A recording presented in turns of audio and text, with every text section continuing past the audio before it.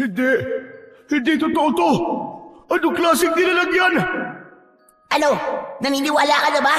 Bitiwan mo na ako ngayon din sa gani bago pa tayo maubos dito.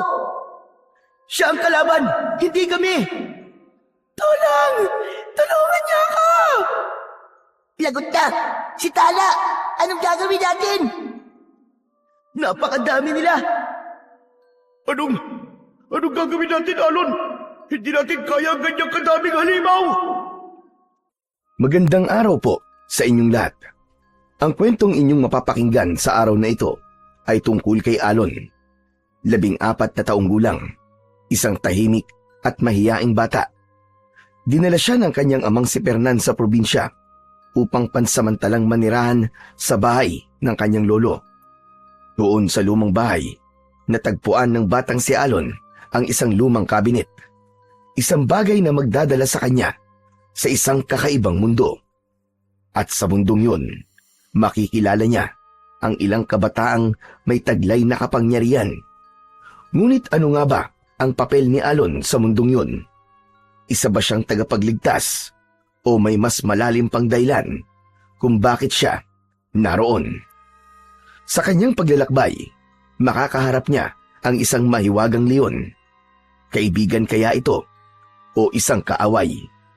At sa dulo ng lahat ng ito, ang tanong, makakabalik pa kaya si Alon sa kanyang mundo? Ngunit bago po ang lahat mga idol, huwag po nating kalimutan mag-subscribe at i-hit ang notification bell sa aking YouTube channel na The Voice Addict at Apong Isaac para sa mas marami pang makapigil hiningang kwentong aswang at katatakutan mula sa mundo ng kababalaghan. Umpisahan na po natin ang kwento. Si Alon ay 14 na taong gulang, payat, maputla, at tila laging malungkot. Lumaki siya sa lungsod ng Maynila, sa isang maliit na apartment na ang palaging kasama ay ang kanyang ina, isang guro sa pampublikong paaralan. Tahimik siyang binatilyo at mas gusto niya ang magkulong sa kwarto para gumuhit sa kanyang sketchpad kaysa ang makihalubilo sa iba. Mahilig siyang magbasa ng mga alamat at mga kwentong kababalaghan. Wala siyang masyadong kaibigan dahil sa pagiging mahiyain at sobrang sensitibo. Ayos na siya kung ano ang meron siya. Masaya siya maski nag-iisa. Ngunit nagbago ang lahat nang biglang mamatay ang kanyang ina sa isang aksidente. Ang ama niyang si Mang Fernan na isang sundalo ay hindi na rin alam kung paano siya maaalagaan dahil hindi naman ito kayang pagsabayin ang trabaho at ang pag-aalaga sa anak. Pagkatapos ng libing ng kanyang asawa, napagdesisyonan niyang ipaalaga ang kanyang anak sa kanyang ama na si Lolo Eko. O sige na, ihanda mo na yung mga gamit mo, anak. Babiyahe na po ba tayo ngayon, Tay? Bakit parang ang bilis naman po yata? Anak, kailangan ko din kagad makabalik. Hindi naman ako pwedeng magbakasyon na matagal. Kaya pagkatid ko sa iyo sa lolo mo, aalis na rin ako.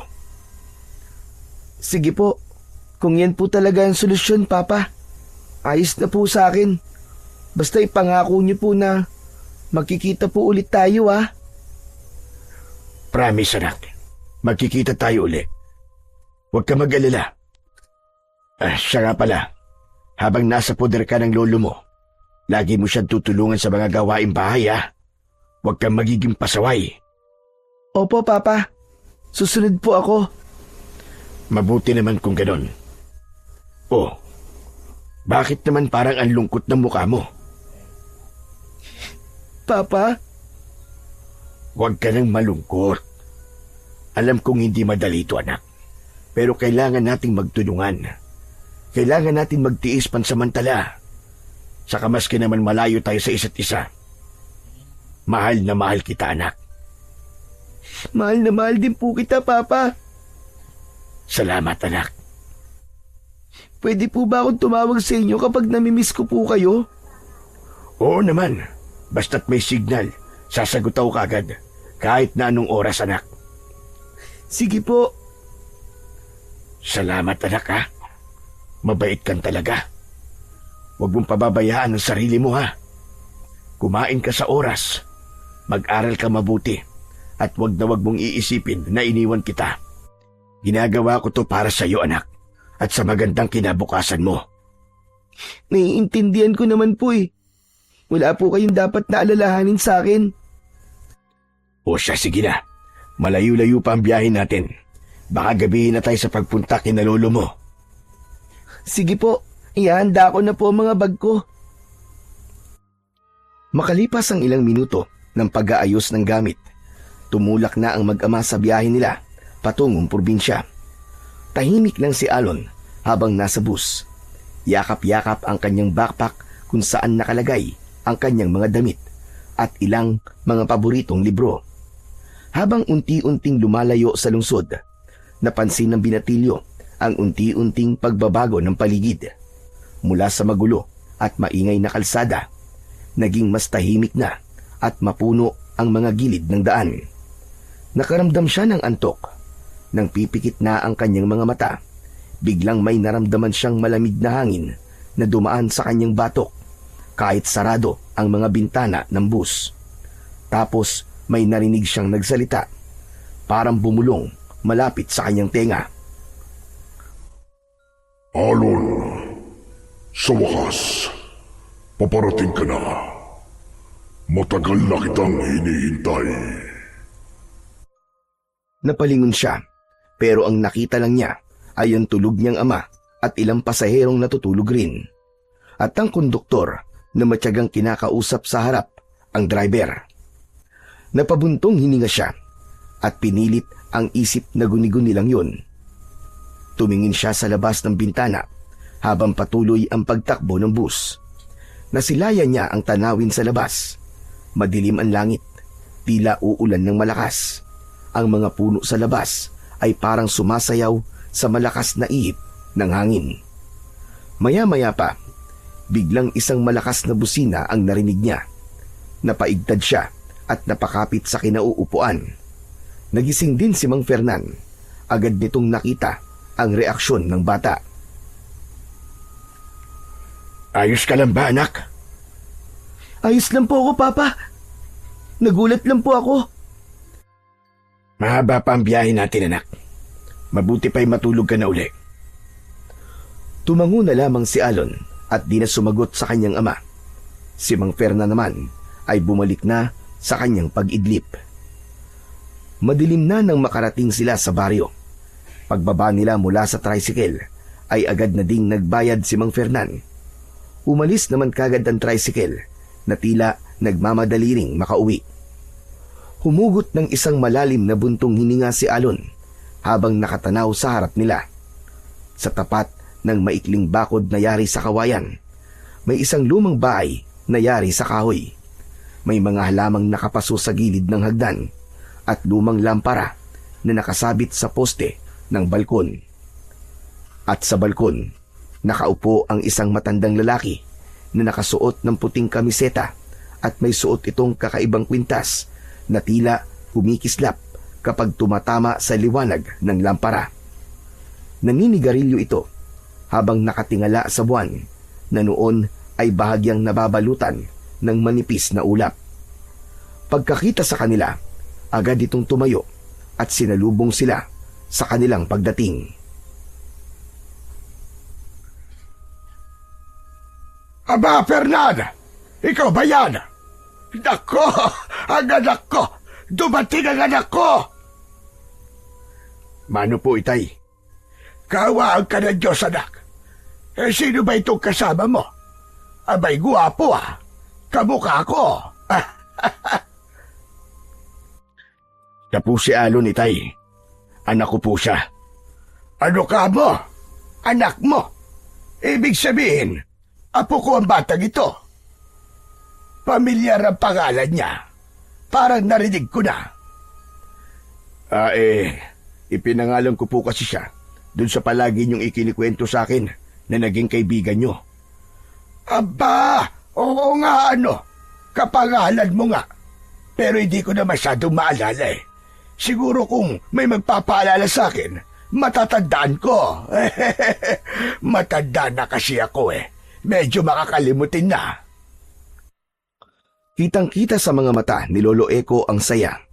Lumapit ito sa bata at pinisil-pisil ang balikat ni Alon. Bagyang nangingilid ang luha nito sa kanyang mga mata. Noon lamang niya nakilala ang kanyang apo. Nakaisa-isang bunga ng anak niyang si Fernan. Hala sige, pasok kayo, pasok. Kumain na ba kayo? Meron akong pandesal doon sa loob. Halina't magkape tayo. Habang papasok sila sa loob, ay tahimik lang si Alon. Ramdam niya ang init ng pagtanggap ng matanda. Hindi siya sanay sa ganitong klase ng atensyon, ngunit hindi niya yun ikinailang. Hala sige, maupo kayo. Upo. Ibaba niyo na muna riyan ang mga gamit niyo. Maraming salamat po, Itay. O siya, sabihin niyo nga, bakit kayo napadpad dito bigla? Wala ka bang duty ngayon? Nasaan ang asawa mo si Lisa? Wala na po si Lisa, Itay. Mahigit 1 linggo na po siyang patay. Naaksidente ho sa kalsada. Ano ka mo? Si Lisa, patay na! Tumango si Fernan, habang si Alon naman ay napayuko ng bahagya. Diyos ko! Patawad anak! Hindi ko man lang nalaman. Hindi ko man lang siya nakita. Naging mabilis po yung mga pangyayari, Tay. Saka wag na po kayo mag-alala. Naiintindihan ko naman po kung di po kayo nakapunta. Matanda na po kayo at mahirap na po ang biyahe para sa inyo. Kaya nga po nandito ko para ipaalam sa inyo ng formal kung ano po nangyari. Saka nga po pala, may sasabihin po kong importanteng bagay sa inyo, Itay. Ano yon, anak? Itay, hindi ko ho kayang alagaan si Alon habang nasa serbisyo po ako. Hindi ko siya kayang iwang mag-isa sa Maynila. Kung pwede po sana, dito na po muna siya sa inyo. Sa akin? Opo, Itay. Dito po muna siya titira. Dito na rin po siya mag-aaral kung sakali nang pumayag kayo. Kapag may mas maayos na po akong kalagayan, kukunin ko na lang po siya ulit. Pero ngayon po, ito lang po ang kaya ko. Napatingin si Lolo Eko kay Alon. Tila kinikilala niya ito. Walang problema doon, anak. Ako ang bahala kay Alon. Kahit matanda na ako, kaya ko pa naman siyang alagaan. Maraming salamat po, Itay. Huwag po kayo mag-alala. Bukas na bukas po ay magpapahanap ako ng kapitbahay o kabarangay man lang na pwedeng umalalay sa inyo sa umaga. Yung bang maglaba, magluto at iba pa. Ako na po magbibigay ng buwan ng sahod niya. Nako, huwag ka na magpahanap. Meron na akong naiisip. Si Teresita. Balo na yun. Mabait, maasikaso, at marunong sa gawaing bahay. Pwede ko siyang kausapin bukas. Maraming salamat po talaga, Itay. Malaking ginhawa po ito sa akin. At salamat po sa pagtanggap niyo po kay Alon. Pwede ba namang hindi ko tanggapin yan? Tignan mo nga, kabukang-kabuka ko. Para kami pinagbiyak na bunga nung halos magkasing edad pa kami. Talaga ba, Itay? O ano, Alon, ayos na. Okay na sa lolo mo na dito ka tumira. Magpapakabait ka dito, ha? Huwag mo siyang bibigyan ng sakit sa ulo. Opo, Papa. Apo, huwag ka mag-alala. Dito sa bahay na to, ligtas ka. Maaaring hindi kita nasubaybayan mula nung sanggol ka pa. Pero simula ngayon, ako na ang magiging mata at tenga ng papa mo habang wala siya. Ako na rin ang magiging kamay nila para magabayan ka at mapalaki ng maayos. Magtiwala ka sa lolo mong pogi, hane. Salamat po, Lolo Eko. Matapos magkape at mag-usap, inihanda na ng matanda ang magiging tulugan nilang mag-ama. Sa loob ng bahay na yon ay may 3 silid. Tigi-isa sila. Pagpasok ni Alon sa kwarto niya, napahinto siya saglit. Namangha siya. Maayos at malinis ang buong silid. Makinis ang kobre kama. Walang alikabok ang mga istante. At ang sahig ay tila makislap at halatang palaging nawawalisan. May maliit na mesa sa gilid na may ilaw at ilang aklat na maayos ang pagkakasalansan. Sa edad ni Lolo Eko na 76, hindi inakala ni Alon na kaya pa nitong alagaan at panatilihing malinis ang buong bahay, lalo na't may konting kalakihan ito. Mula sa sala hanggang kusina, maging ang paliguan ay malinis at maayos. Pagkatapos niyang ayusin ang mga gamit niya, nahiga na si Alon sa kama. Pinikit niya ang kanyang mga mata at hindi nagtagal, nakatulog siya kagad. Marahil ay dahil sa pagod sa mahabang biyahe nila ng kanyang papa. Habang natutulog si Alon, nanaginip siya. Sa panaginip niya, naroon siya sa isang madilim na lugar. Walang bahay, walang tao, at wala rin siyang makita. Maya-maya pa, may narinig siyang isang pamilyar na tinig. Sa wakas, dumating ka na, Alon. Nagulat si Alon. Nagpalinga-linga siya, pero wala siyang makita kahit sino. Sino ka? Nasaan ka? Anong kailangan mo sa akin? Hindi mo pa ako kilala. Pero darating ang araw na makikita at makikilala mo rin ako. Ha? Anong ibig mo sabihin? Hindi kita maintindihan. Nasaan ka ba? Nagising si Alon. May kunting pawis sa kanyang noo. Sandali! Pambihira. Panaginip lang pala yun. Tumayo siya at lumapit siya sa bintana. Sumilip siya sa labas. Tahimik ang buong bakuran ng kanyang lolo. Ganon din sa mga kapitbahay. Nang makita niyang ayos lang ang lahat, bumalik na siya sa kama at muling nahiga. Kinabukasan, maaga silang nagising. Abala si Lolo Eko sa paghahanda ng agahan, samantalang si Alon ay tahimik lang na nakaupo sa mesa. Ang kanyang papa naman ay nag-aayos ng kanyang mga gamit sa bag. Makikita sa mukha ni Alon ang lungkot, pero pilit niyang pinipigilan ang sarili na umiyak. Pagkatapos kumain, lumapit na ang kanyang papa sa kanya. Paano anak? Aalis na si Papa ha? Papa, mamimiss ko po kayo. Konting tiis lang anak. Kaya natin to. Makinig ka palagi sa lolo mo. Itay, ikaw na din po ang bahalang makipag-usap dun sa magiging kasama nyo dito sa bahay. Buwan-buwan ho ako magpapadala ng pera para pampasweldo at panggastos na rin po nyo ni Alon. Sige anak, mag-iingat ka. Huwag ka masyado mag-alala sa anak mo. Tumayo na si Alon at niyakap na ng mahigpit ang kanyang ama. Hinatid nila ito hanggang sa labas. Sumakay na rin ito kagad ng tricycle. Kumaway pa si Alon habang papalayo ang sasakyan. Halika na apo, pumasok na tayo sa loob. Pagbalik nila sa loob ng bahay, napansin ni Alon ang isang bagay na hindi niya ganong napansin kagad. Ito ay isang malaking kabinet sa gilid ng sala, malapit sa lumang bentilador. Lumapit siya rito para mas tignan ng maigi. Ang kabinet ay gawa sa matigas na kahoy. Itim ang kulay nito, luma na at halatang matagal nang hindi ginagamit. Ang mga hawakan ng kabinet ay metal, kulay tanso na kupas na. Mukhang matagal na ding hindi nabubuksan. Napakunot ng noo si Alon. Hindi niya alam kung bakit parang nahihila ang atensyon niya sa lumang kabinet na yon. Para bang may bumubulong sa kanya na buksan ito. Apo, ano bang ginagawa mo riyan? Lolo, ano pong laman ng cabinet po na to?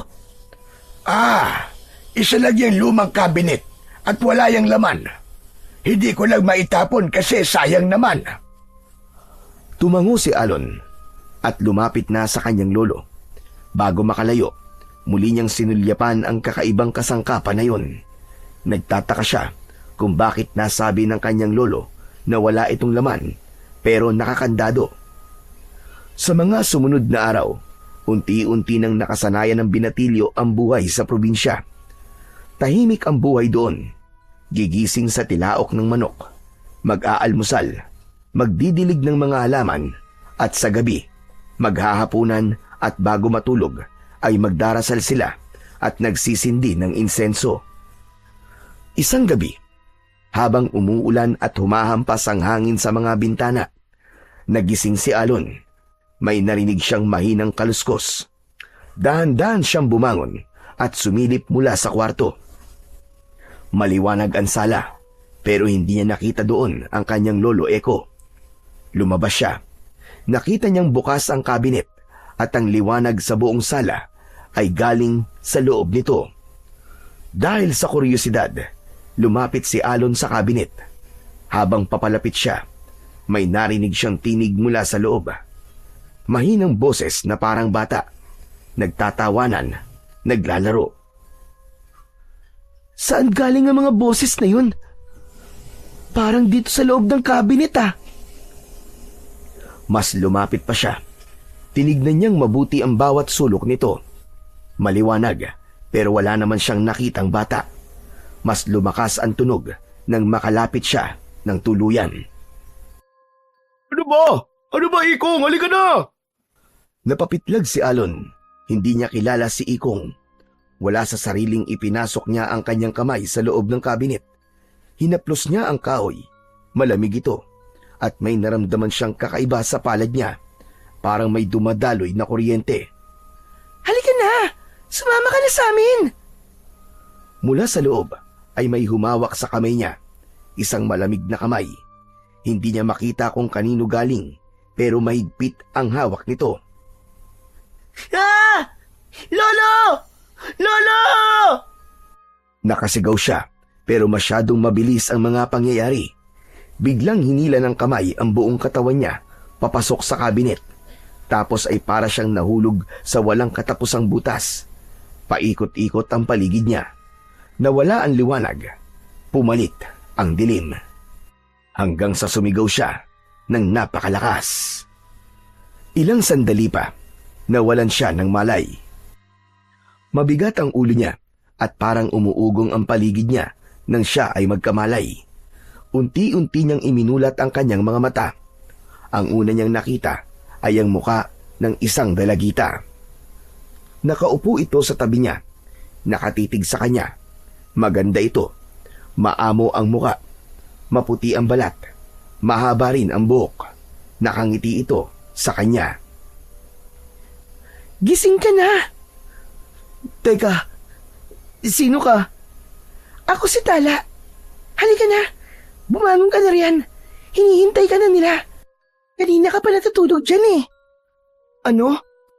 Pinagmasdan niya si Tala.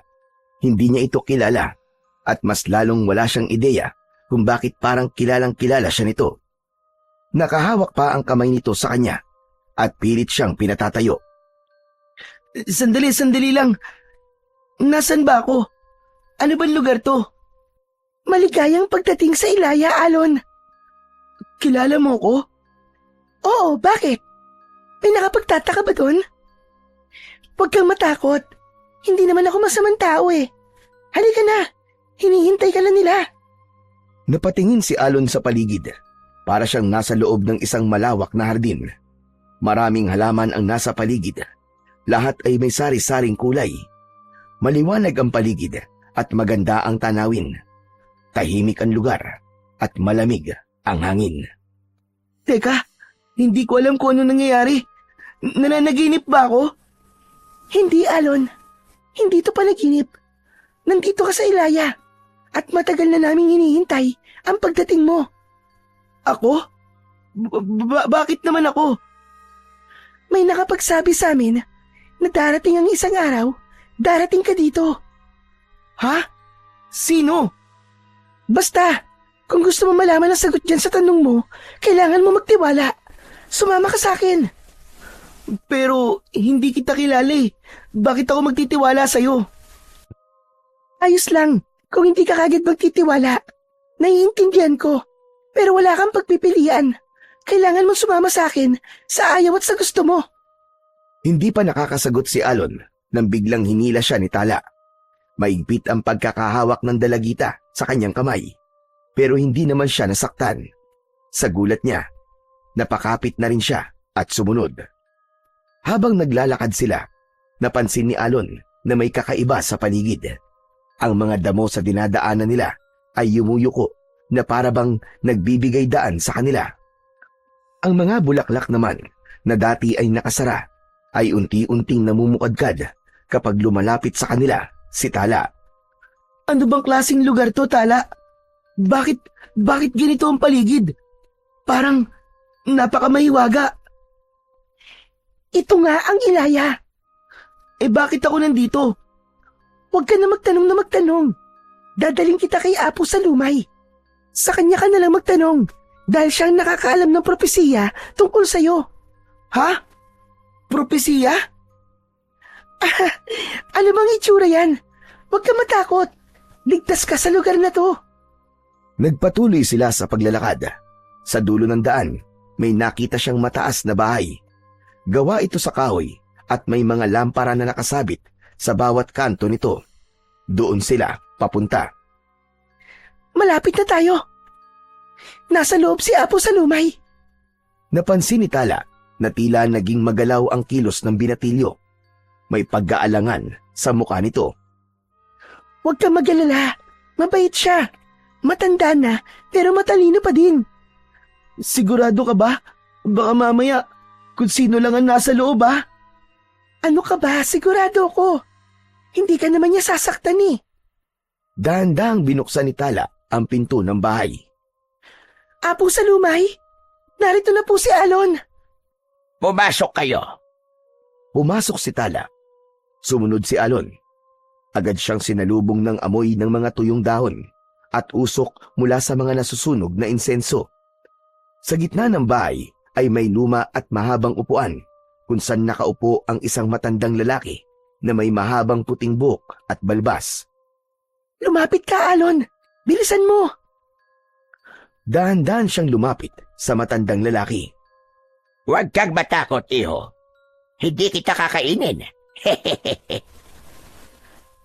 Teka po, paano niyo po akong nakilala? Matagal na kitang kilala. Bago ka pa ipakanak. Nabanggit ka na sa mga panaginip ko. Natatakot ho ako sa inyo eh. Paano po ako makakabalik sa lolo ko? Ibalik niyo na po ako. Makakabalik ka din, iho. Pero hindi pa siya ngayon. Kapag umalis ka nang hindi pa handa, baka mapahaba ka. Natigilan si Alon. Naisip niya kung ano ang mararamdaman ng kanyang ama kapag nalaman nitong nawala siya mula sa pangangalaga ng kanyang lolo Eko. Gusto niya nang maiyak pero pinilit niyang pigilan ang kanyang sarili. Ano po bang kailangan kong gawin? Ano po bang gusto niyo sa akin? May dahilan, iho, kung bakit ka dinala dito. May mga bagay na kailangang ayusin. May panganib na darating. At ikaw lamang ang maaaring makatulong sa amin. Teka, panganib? Ano bang klaseng panganib po yan? May mga nilalang na pumapatay na mga katulad natin. Mababagsik sila, iho. Wala silang awa. Paparito sila para magpalakas ng kanilang mga kapangyarihan. Ibig niyong sabihin, mga nilalang ng dilim? Anong klase itong mga to?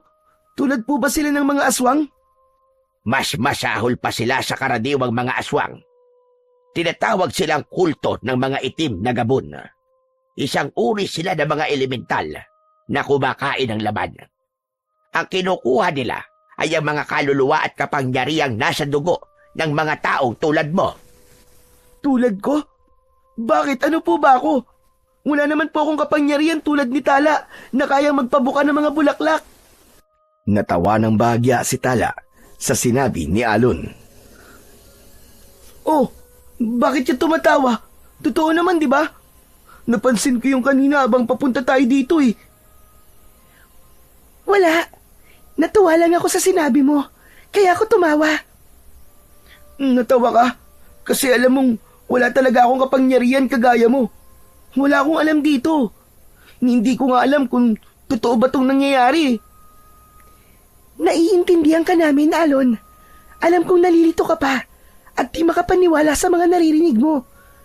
Mabuti pa, ay doon na lang muna kami sa labas. Okay lang po ba, Apo? O sige, mabuti pa nga Tala. Agad siyang hinila palabas ni Tala. Tahimik lang si Alon habang naglalakad sila.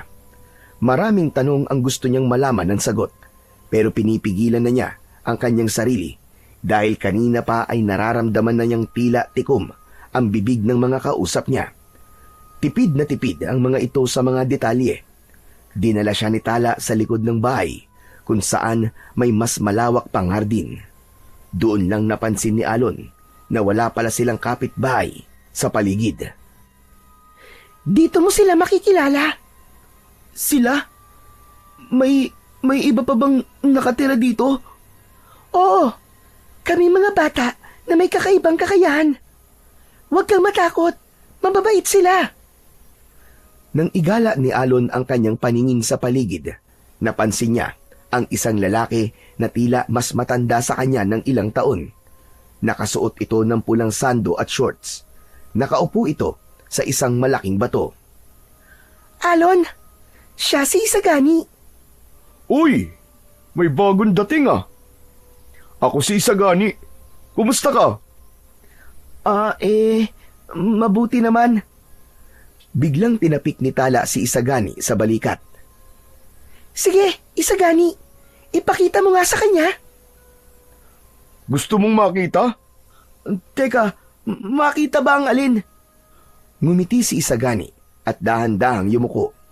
Kumuha siya ng isang maliit na batong bilog mula sa lupa. Tumayo siya at tinignan si Alon na parang may gustong patunayan. Tignan mong mabuti to ah. Dahan-dahan niyang tinapik ang bato sa kanyang kanang braso. Maya-maya, may kakaibang nangyari. Unti-unting nagbago ang kulay ng balat ni Isagani mula sa normal na kayumanggi ay naging kulay abo ito.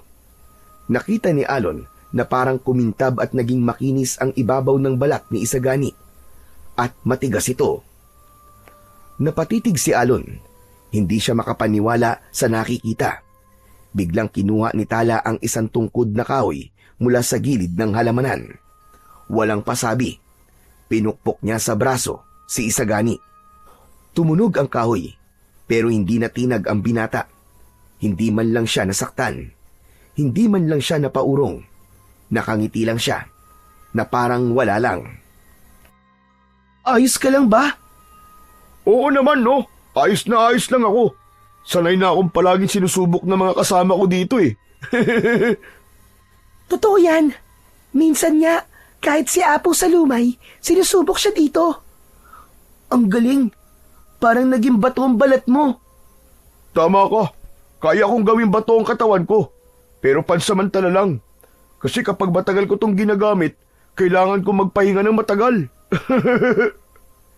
Biglang ibinaling ni Isagani ang kanyang pansin sa batong tinutungtungan kanina. Bigla niya itong sinuntok. Nabiyak ito sa gitna. Pero ang kamao niya, ni hindi man lang nasugatan. Wala man lang ito, maski konting gasgas. Imposible. Paano mo nagagawa yan? Hindi ko alam eh. Kasi sabi ni Apo sa lumay, mula lang sunggol pa lang ako, taglay ko na ang kakayang to. Kaya nga ako napunta sa pangangalaga niya eh, kasi dito, lahat ng mga batang katulad ko, katulad namin ni Tala, dito dinadala. Ganun ba? Napatango si Alon. Tahimik lang siyang nakatingin. Hindi pa rin makapaniwala. Ikaw kaya? Ano kayang kapangyarihan mo? Naku, wala akong kapangyarihan. Ordinaryong tao lang ako na naligaw dito sa mundo nyo. Nakita niyang ngumiti si Isagani, ngunit sa matigas nitong anyo, dama ni Alon na totoo ang ngiting yun. Magaan ang pakiramdam niya sa bagong kakilala. Alam niyang mabait ito. Halika na, ipapakilala pa kita sa iba. Pagkasabi nun ay may dumating na isa pang binatilyo Matangkad siya at malaki ang pangangatawan. Matitigas ang kanyang braso at parang bato-bato. Pasa nito ang isang buong pinutol na katawan ng puno, halos kasing lapad ng drum, at halos 2 ulit ang haba nito sa taas ni Alon. Dumiretso ito sa likuran mismo ng bahay. Naglakad na parang wala lang. Wala man lang makita si Alon na bakas ng pagod sa mukha niya, ni hindi nga hinihingal. Parang magaan lang ang pasa niya kahit talatang mabigat ang bagay na yun. Ibinaba niya ang puno sa lupa ng maingat, pero may kalabog pa rin dahil sa bigat at laki nito. Siya naman si Ikong. Siguro naman, di mo natatanungin kung anong kapangyarihan niya dito, di ba? Siya nga. Pero sasabihin ko na rin, kung ako ang pinakamatigas, siya naman ang pinakamalakas. Napanganga si Alon habang tinitignan si Ikong nang muli nitong buhatin ng kahoy at iayos. Hindi siya makapaniwala. Napatingin si Alon sa kanyang sariling mga braso. Lalong nadagdagan ang pag-aalinlangan niya sa sarili. Habang ang mga batang nakilala niya ay may lakas at kakayahan, siya ay wala ni isa sa mga yun. Ni tapang ay wala siya.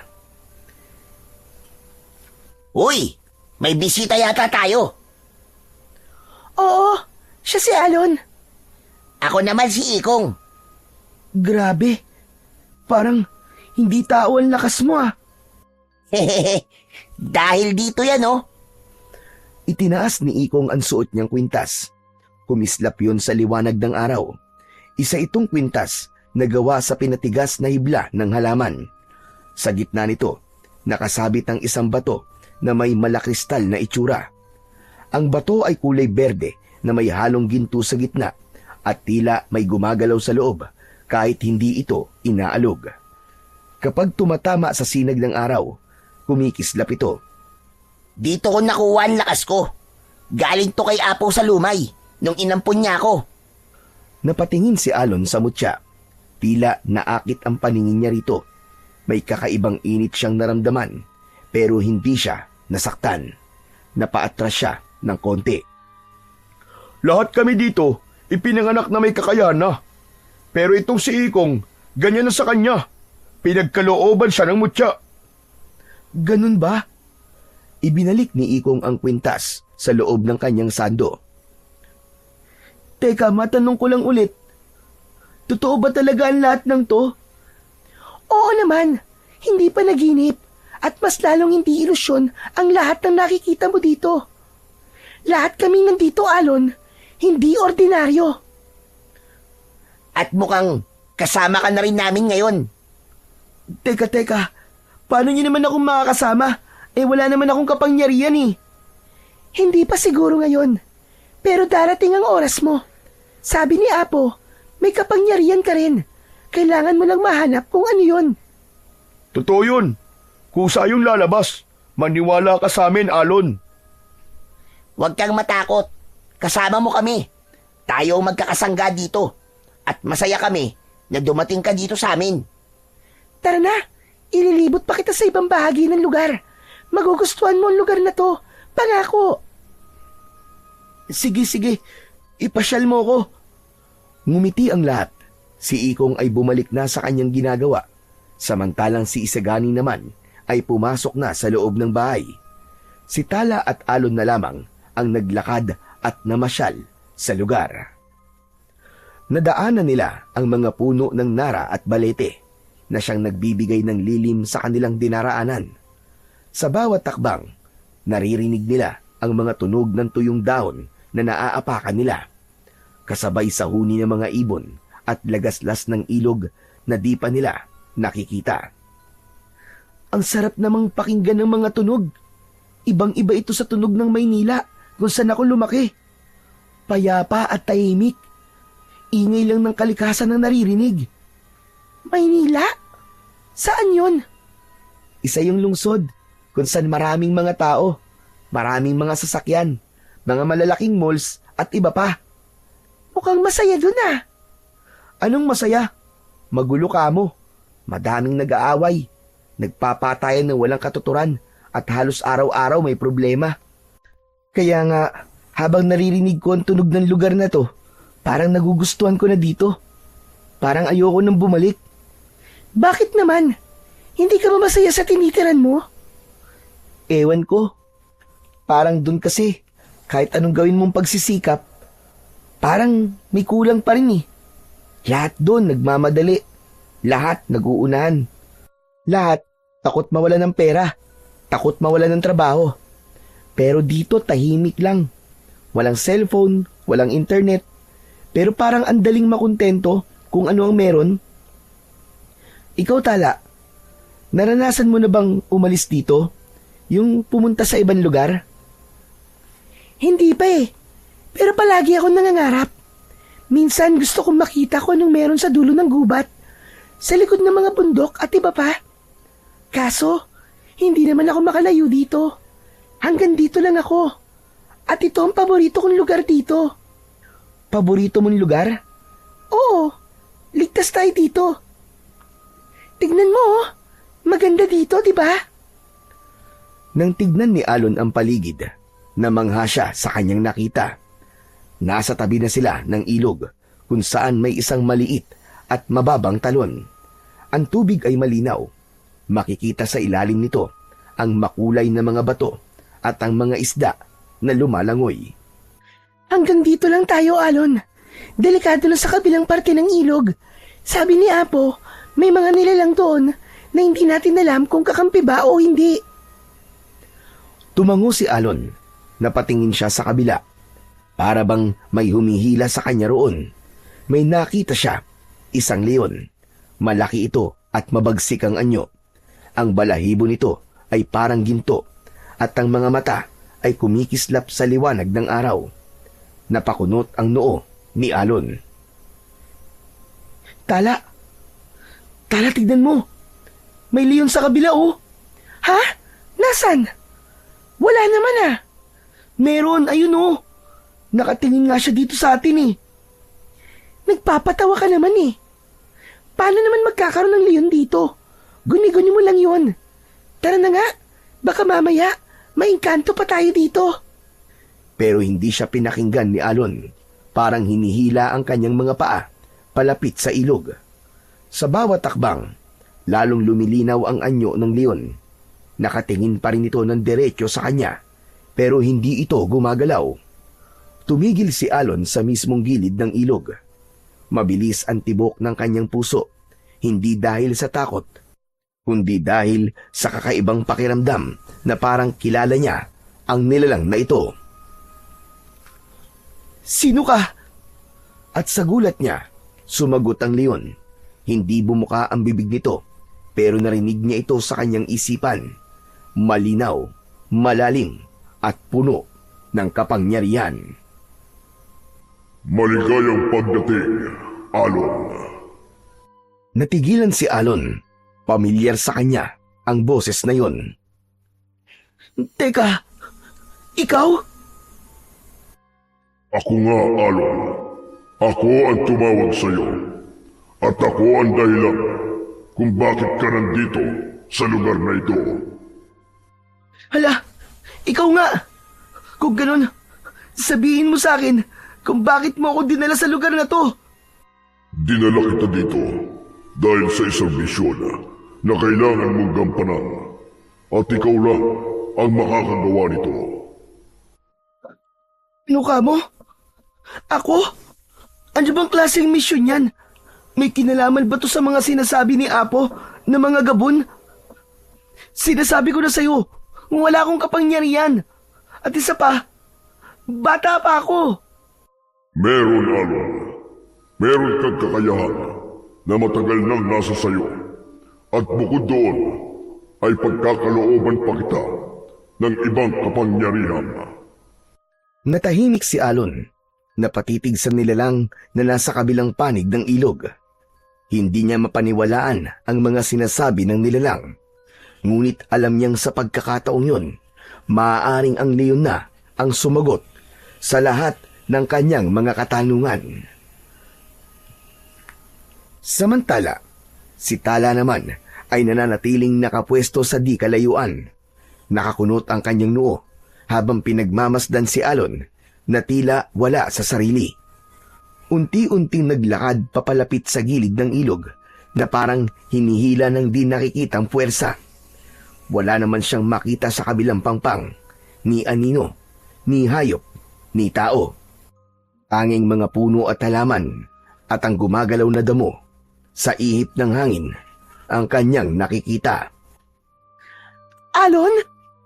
Hindi nagsasalita si Alon at wala rin siyang makitang anumang reaksyon sa mukha nito. Nakatulala lang, labis ang kanyang pagtataka. Hindi niya maipaliwanag pero tila biglang nakaramdam siya ng panlalamig. Nakaramdam siya ng kaba nang mapagtanto na may di karaniwang nangyayari. At si Alon nagpatuloy sa pakikipag-usap sa leon. Ibig mong sabihin, bibigyan mo ako ng kapangyarihan? Tama ka. Kailangan mong harapin ito. Parehas kayo ng sinabi ni Apo sa lumay.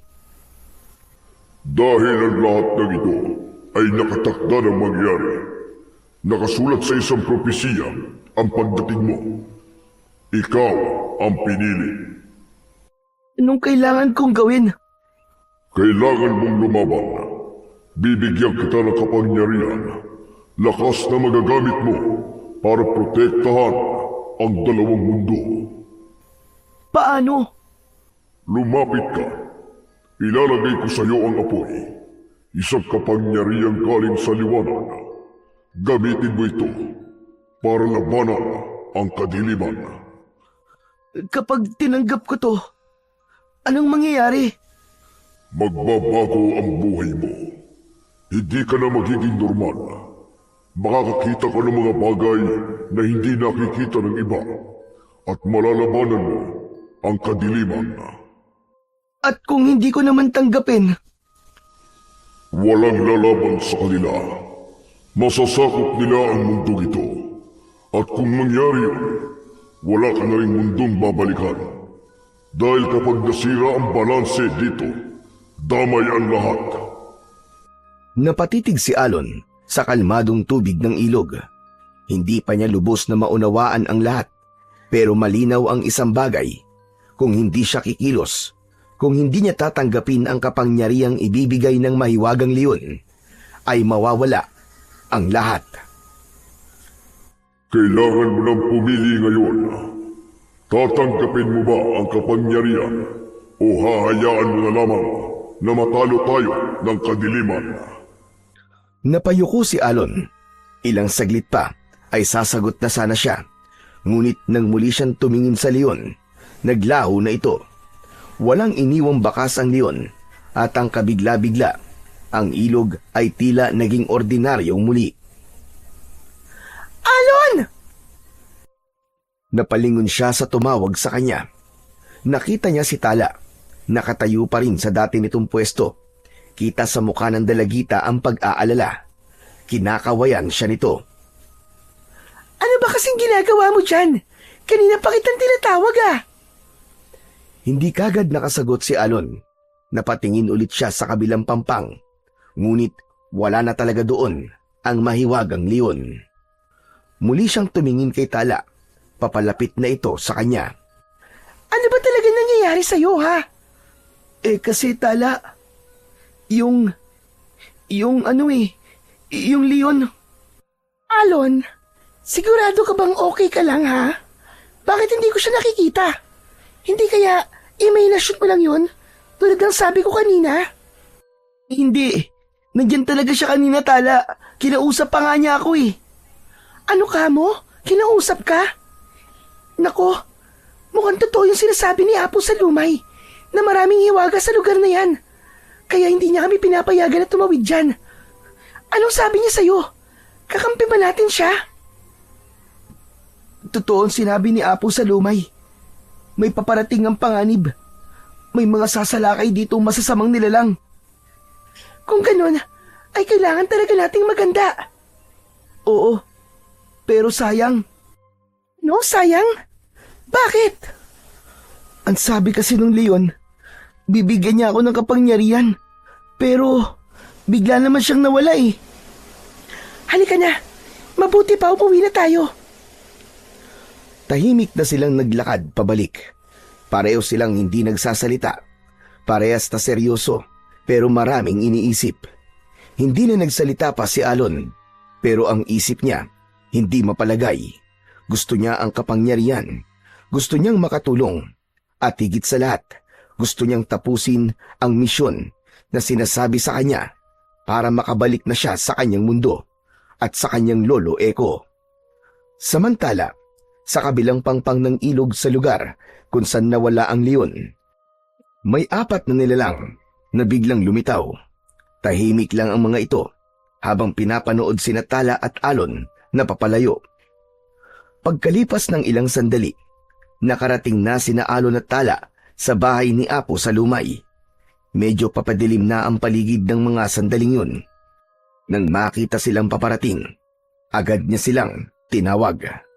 Pagpasok sa loob, agad na ikinuwento ni Alon ang lahat. Ang leon, ang mensahe nito, at ang iniaalok na kapangyarihan. Tahimik lang si Apo sa Lumay habang nakikinig. Hindi man lang halos kumurap habang pinakikinggan ang bawat salita ng binatilyo. Pagkatapos ay tumango ito at kagad na nag-utos. Ipinatawag niya ang lahat ng mga inaalagaang bata. Isa-isang nagsilabasa ng mga ito sa iba't ibang bahagi ng bahay. Nasa 10 silang lahat, kabilang na sina Isagani at Ikong. Makinig kayong lahat. Malapit na dumating ang panganib. Kailangan nating maghanda. Tahimik ang lahat habang nakikinig sa iba pang sinasabi ng matanda. Wala nang nangahaspang magtanong o sumingit. Ramdam na ramdam nila ang bigat ng mga salitang binibitiwan ni Apo sa Lumay. Pagkatapos ng usapan, ay kumain na muna sila ng hapunan at pagkatapos ay nagsibalik na sa kanilang mga silid para naman magpahinga. Kasama niya sa kwarto sina Ikong at Isagani. Mabilis na nakatulog ang dalawa niyang kasama, pero si Alon nakatalukbong ng kumot at dilat na dilat pa rin ang mga mata. Hindi siya mapakali. Magpapakita pa kaya ulit yung leon na yun sa akin? Bibigyan pa kaya niya ako ng kapangyarihan? Iniisip niya ang leon. Gusto niyang makuha ang kapangyarihan di lamang para sa kanyang sarili, kundi para na rin sa kanyang mga kasamahan. At higit sa lahat, gusto na rin niyang makabalik sa totoo niyang mundo, sa lugar kung saan alam niyang naghihintay sa kanya ang amang si Fernan at ang kanyang lolo Eko. Pumikit siya ng mariin. Isa lang ang malinaw sa isip niya. Hindi siya pwedeng mabigo sa kanyang misyon. Kalmado na ang gabi. Sa wakas ay nakatulog na rin si Alon. Ngunit hindi pa man nagtatagal, bigla siyang nanaginip. At sa panaginip na yun, muli siyang nasa tabi ng ilog. Nagpakita sa kanya ang leon. Hindi na ito tulad ng kanina. Mas malaki na ito at tila mas makapangyarihan. Nakatayo ito sa gitna ng isang makinis at malaking bato. Ang mga mata nito ay nagliliwanag na parang apoy. Biglang bumukas ang bibig ng leon at mula roon ay lumabas ang isang maliit na bato. Lumutang ito sa hangin at dahang-dahang lumapit kay Alon. Yan! Yan ang aking mutya. Ipinagkakaloob ko na ito sa'yo. Tinitigan ito ni Alon. Ramdam niya ang init na nanggagaling dito. Hindi sa kanyang balat, kundi sa loob ng kanyang dibdib. Kung tatanggapin mo ito, gamitin mo lamang sa kabutihan. Huwag mo itong babahiran ng kasakiman, ng kasamaan o ng pansariling hangarin. Dahil kapag dinungisan mo ito, mawawala ang lakas nito at maaari mong ikapahamak. Tinatanggap ko po.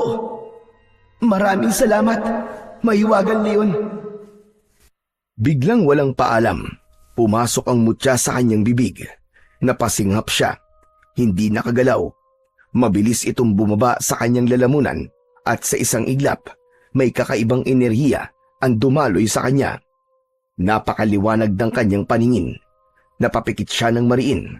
Ramdam na ramdam niya ang lakas na unti-unting lumulukob sa buong pagkatao niya. Biglang narinig niya na umatungal ng malakas ang leon. Napadilat ang kanyang mga mata at sa sandaling yun, nawala na ulit ang leon. Pero may isang nilalang na nakatayo sa ibabaw pa rin ng bato kung saan nakapwesto ang leon. Para itong anyong tao pero hindi pangkaraniwan. Ang balat nito ay kulay ginto, makinis at kumikintab bawat galaw. Ang kanyang mga mata ay kulay berde.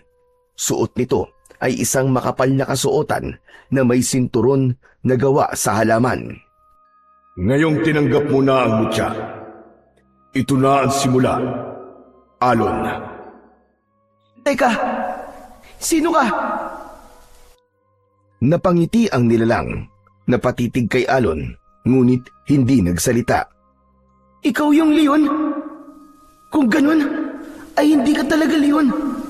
Isa kang elemental. Alam kong tungkol sa inyo. Nabasa ko na sa libro. Totoo. Totoo pala kayo. Mga nilalang na nagbabalat kayo bilang mga hayop. At nakita mo na ang tunay kong anyo. Ngayon ay bukas na ang iyong mga mata. Ang taglay mong dating kapangyarihan ay nagbukas na. Gamitin mo ito, kasabay ng mutya. Teka, sandali. Paano ko gagamitin ang mutya? Paano? Ngunit biglang nawala ang nilalang sa kanyang paningin. Kasunod nito ay may naramdaman siyang yumuyugyug sa kanyang katawan. Alon! Alon, gising! Gumising ka! Bigla siyang naalimpungatan. Pagdilat niya, nakita niya ang nag-aalalang muka ni Ikong. Ay, salamat naman at gising ka na. Ano ba nangyari? Kanina pa kitang ginigising kasi mukhang binabangungot ka. Umuungol ka at masyadong magalaw ka sa pagtulog. Tatawagin ko na nga sala si Apong sa lumay. Wag na. Wag mo na siyang tawagin. Teka, ayos ka lang ba? Ano ba na panaginipan mo? Nagpakita ulit sa akin yung leon eh. Ibinigay niya sa akin ng isang mutya. Pero hindi ko natanong kung paano gamitin. Napakamot sa ulo si Alon. Tila naguguluhan. Pilit niyang inaalala ang buong panaginip. Napatingin siya sa kanyang palad at may kakaibang init siyang naramdaman. Ano? Mutya? Anong mutya? Anong pinagsasasabi mo? Wala naman ako nakikitang mutya sa katawan mo eh. Wala talaga kasi pumasok siya sa bibig ko eh. Yung bato na galing sa leon. Sabi niya, yun daw ang kanyang mutya. Ano ka mo? Pumasok sa bibig mo? Oo, pagkatapos nun, naramdaman ko na kagad ang lakas. Tapos yun na, nawala yung leon. At nagpakita sa akin ang isang nilalang. Nilalang? Inilarawan ni Alon ang anyo ng nilalang na nakita niya sa kanyang panaginip. Tahimik naman si Ikong na nakinig. O siya, sige, hayaan mo bukas ng umaga. Agad tayo magtatanong kay Apong sa lumay kung anong kahulugan ng panaginip mo o kung talagang panaginip ngayon o totoong nangyari. Pero sa ngayon, subukan mo magpahinga ulit. Tama ka, Ikong. Yung mga nangyayari ngayon, pinapasakit talaga nito ang ulo ko. Kaya nga, sige na. Matulog ka na. Tahimik na muling humiga si Alon. Pinilit niyang pumikit hanggang siya ay nakatulog. Pagsikat ng araw, kinabukasan, isang malakas na tunog ng sirena ang gumising sa lahat ng mga tulog pa sa bahay. Dali! Gumising na kayo! Ano yun? Parang sirena ng bumbero ah. May sunog ba? Hehehe, hindi. Si Apong sa luma yun. Tinatawag na tayo, kaya bilis na. Tara na! Hindi na nag-aksaya pa ng oras ang tatlo. Mabilis nilang inayos ang kanilang mga sarili. Pagdating nila sa hardin, naroon na ang lahat. Nakapila ang ibang mga kabataan at sa harap ay si Apo sa lumay. Tangan ang kanyang baston. Katabi nito si Tala na seryosong nakatingin sa kanila. Mabuti naman at narito na kayong lahat. Ngayong araw, sisimulan na natin ang inyong pagsasanay. Ano po ang gagawin namin, Apong? Manguhuli kayo ng hayop. Gamitin niyo ang inyong mga kapangyarihan upang masanay kayo sa pangangaso. Bumalik kayo dito bago sumapit ang takip silim. Gawin niyo ito ng magkakapareha. Ikaw Tala at Isagani. Kayo ang magkagrupo. Ikaw naman, Ikong at Alon, ang magkasama. Lina at Pedro. Damian at Leo. At kayo naman, Hero at Garrett. Nagkatinginan ang mga kabataan. Ninitian ang kanilang mga kasangga. Makikita sa kanilang muka ang saya na harapin ang hamon na ibinigay sa kanila ni Apong sa Lumay. O paano? Tayo pala ang magkasama. Ano, game ka na ba? Game na! Maya-maya pa ay nagsimula na silang pumasok sa loob ng gubat. Magkasunod si Alon at Ikong. Pareho ang layunin, ang manalo sa hamon at mapatunayan ang sarili. Isa lang naman ang naging alituntunin ng pagsasanay. Lahat ng bahagi ng gubat ay maaari nilang galugarin. Huwag lang ang gubat sa kabilang pangpang ng ilog, kung saan nakita ni Alon ang mahiwagang leon. Oo nga pala. Hindi natin nasabi kay Apong ang tungkol sa panaginip ko. Oo nga no. Nalimutan na nating sabihin. Hindi ko rin naalala eh. Pero baka hindi naman yun masyadong importante. Di ba, panaginip lang naman yun? Hindi rin ako sigurado eh. Para kasing totoo yung nangyari. Hayaan mo na muna yun. Mag-focus ka na muna dito. Kailangan natin makahanap ng hayop na malaki para tayo ang manalo. Manalo? Bakit? Paligsahan ba to? Akala ko ba pagsasanay lang? Hehe, pagsasanay talaga to. Pero parang paligsahan na rin para sa amin. Masarap manalo sa ganitong paandar ni Apo sa Lumay. Maniwala ka. Kaya tara na. Hanapin na natin yung pinakamalaking hayop dito. Teka. May elepante ba dito? Marunong ka rin pala magpatawa. Ah. Ayos yan. Mukhang magkakasundo tayong dalawa. Habang nasa gubat sila, malikot ang kanilang mga mata. Pinakikiramdaman ang buong paligid, ang bawat kaluskos at ang mga tunog na naririnig nila. Sa bawat damo na hinahawi nila, umaasa silang may hayop na matatagpuan. Ngunit ilang oras na silang nagpapaikot-ikot ay wala pa rin silang nakikita. Ilang sandali pa ay napansin ni Ikong ang kakaibang kilos ng kanyang kapartner. Mabilis itong kumilos sa tuwing may naririnig silang kaluskos sa damuhan. Matalim din ito kung tumitig. Ikong! Doon! Nilingon ni Ikong ang itinuro ni Alon. Wala siyang nakikitang anumang paggalaw mula doon. Ngunit makalipas ang ilang sandali, lumabas ang isang napakataba at malaking baboy ramo na lumitaw sa pagitan ng mga punong kahoy. Wow! Grabe! Ang laking baboy ramo yan! Pwede na yan, Alon! Tara na! Huliin na natin! Hindi na nag-aksaya pa ng oras ang dalawa, lalo na si Alon. Kumilos ito na parang isang gutom na leon. Tahimik siyang lumapit, dahan-dahan, nakayuko siya ng bahagya, pilit na ikinukubli ang katawan sa mga damo. Hindi rin marinig halos ang kanyang mga yapak. Nakatuon ang tingin niya sa baboy ramo. Hindi siya halos kumurap, parang binabasa niya ang bawat galaw nito. Anong nangyayari sa'yo, Alon? Ngunit hindi siya naririnig ni Alon. Patuloy lang ito sa maingat na paghakbang. Tila ba naghihintay ng tamang tiyempo hanggang sa tumalon siya ng mataas, diretso sa hayop at agad itong sinunggaban. Nahuli niya ito gamit ang lakas at bilis ng kanyang katawan. Malalim ang kanyang paghinga pero kalmado na siya. Sa mga mata niya, nakita ni Ikong ang tapang at kumpiyansa tulad ng isang tunay na hari ng kagubatan. Wow! Ang galing mo! Nahuli mo yan ng walang kahirap-hirap. Oh, dali! Itali na natin para agad na tayong makabalik sa bahay ni Apo sa Lumay. Agad na itinali ni Alon at Ikong ang mga paa ng baboy ramo. Nang matapos yun, ay nagpahinga sila saglit at naupo. Hindi naman maiwasan ni Ikong na di sabihin ang kanyang nararamdaman ng mga oras na yon.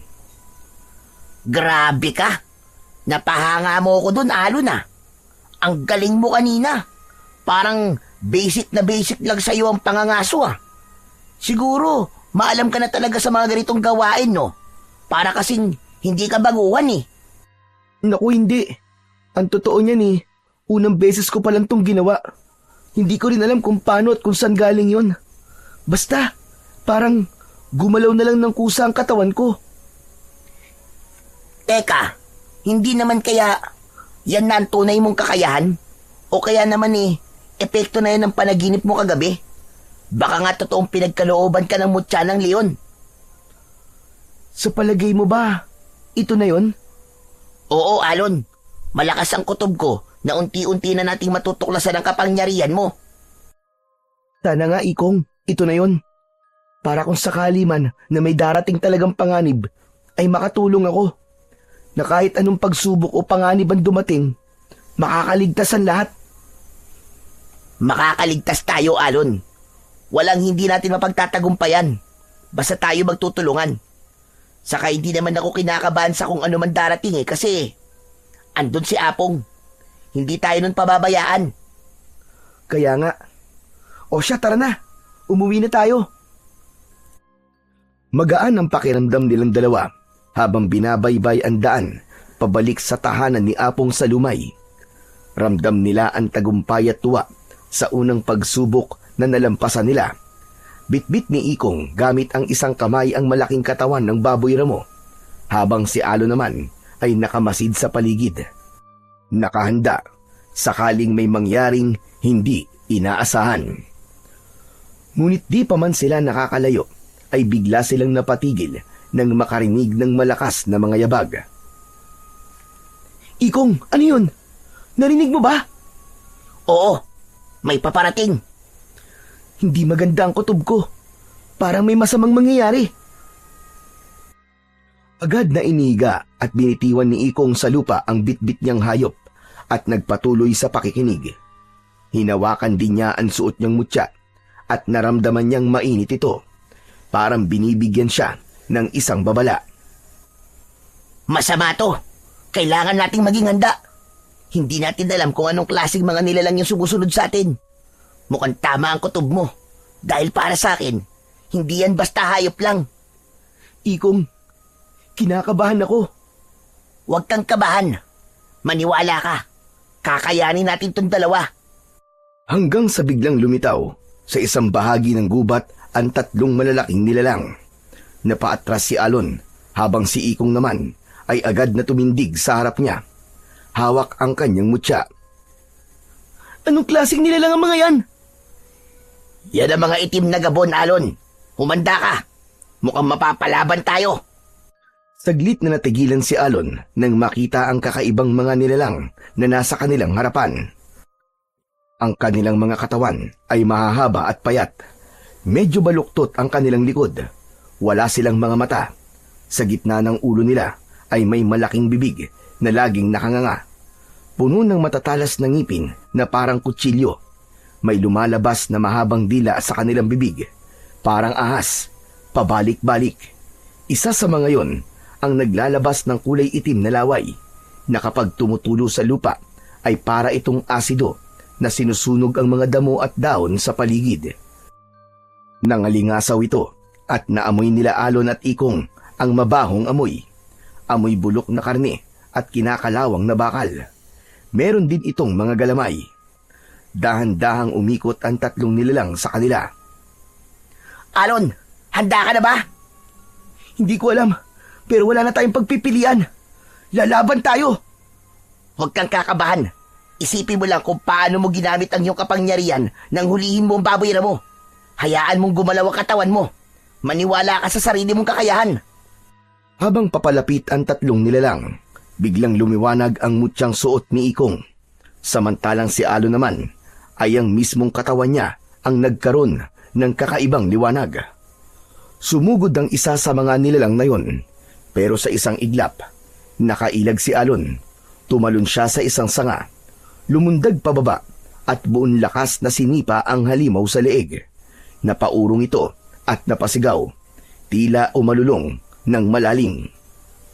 Ikong, sa likod mo!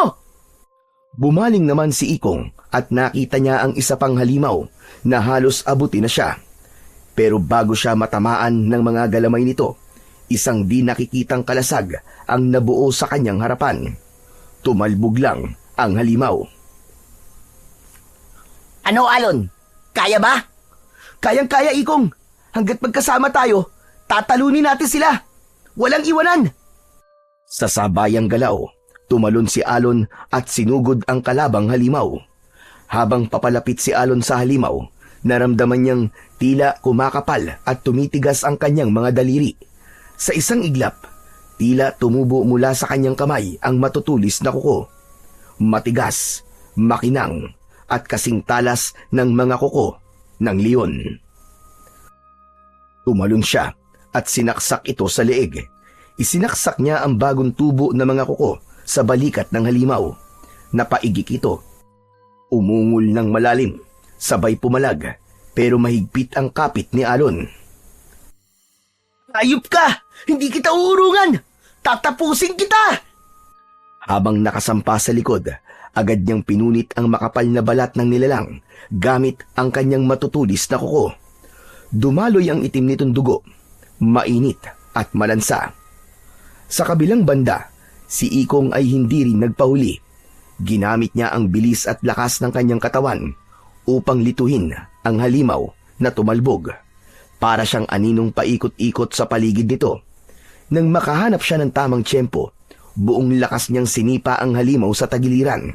Tumilapon ito at tumama sa isang malaking puno. Sa lakas ng pagkakahampas, agad na natumba ang puno at bumaon ang katawan ng halimaw sa lupa. Hindi na ito muling tumayo. Alon, tapusin na natin to!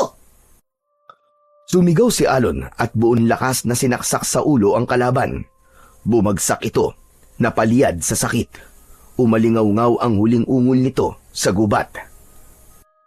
Ikong, isa na lang! Paglingon ni Alon, nakita niyang mabilis na sumugod ang kalaban mula sa likuran ni Ikong. Ikong! Tinamaan si Ikong sa likod. Napunit ang laman nito. Agad ding tumilapon at bumangga sa puno. Napaungol ito sa sakit. Agad siyang tinakbo ni Alon. Aray! Aray ko! Duguan si Ikong. Hindi niya inaasahan ang biglang pag-atake ng kalaban mula sa kanyang likod. Pinilit niyang bumangon, ngunit nanginginig ang tuhod niya dahil sa sakit na nararamdaman. Ikong, teka lang ha. Ayos ka na ba? Kaya mo ba? Hindi pa man nakakasagot si Ikong ay umatungal ang halimaw. Napatingin si Alon sa mukha ng nilalang. Bagamat wala itong totoong mata, tila nararamdaman ng binatilyo na tinititigan siya nito. Maya-maya pa ay mabilis itong umatras at naglaho sa kakahuyan. Habulin mo, Alon! Baka may iba pa siyang bibit-ibahin! Hindi kita iiwan dito, Ikong. Tayo na. Kailangan mo ng malunasan. Kailangan nating makabalik kay Apo sa lumay. Huwag na muna. Kaya ko. Kaya ko naman to eh. Sige na, Alon. Huwag ka mag-alala. Malayo to sa bituka. Anong malayo sa bitukan sinasabi mo? Malapit na nga bumulwak lahat ng laman loob mo eh. Totoo ba? Hindi, biro lang. Kung totoo yun, edi patay ka na sana. Sugat lang na mahaba at medyo malalim ang tinamo mo. Kung ganon, magpahinga na lang muna tayo ng konti bago tayo bumalik. Mabuti pa pakawalan mo na lang ang baboy na mo. Ano? Pero anong dadali natin pa uwi? Napangiti si Ikong at tumingin ito sa mga halimaw na nasa harapan nila. Teka, wag mong sabihin. Sa palagay mo, mananalo kaya tayo? Malamang sa malamang, mananalo talaga. Patuloy ang tawanan ng dalawa. Kahit paminsan-minsan ay napapaigik si Ikong sa sakit na nararamdaman. Ngunit ilang saglit pa, biglang natahimik si Ikong. Parang may sumagi sa isip niya na isang alaala. Bigla niyang naisip ang isang gabi na may sumugod sa bahay nila. Bata pa siya noon. Isang nilalang yun na may mahahabang dila at walang muka. Niligtas siya ni Apong sa lumay, pero ang kanyang mga magulang hindi nakaligtas.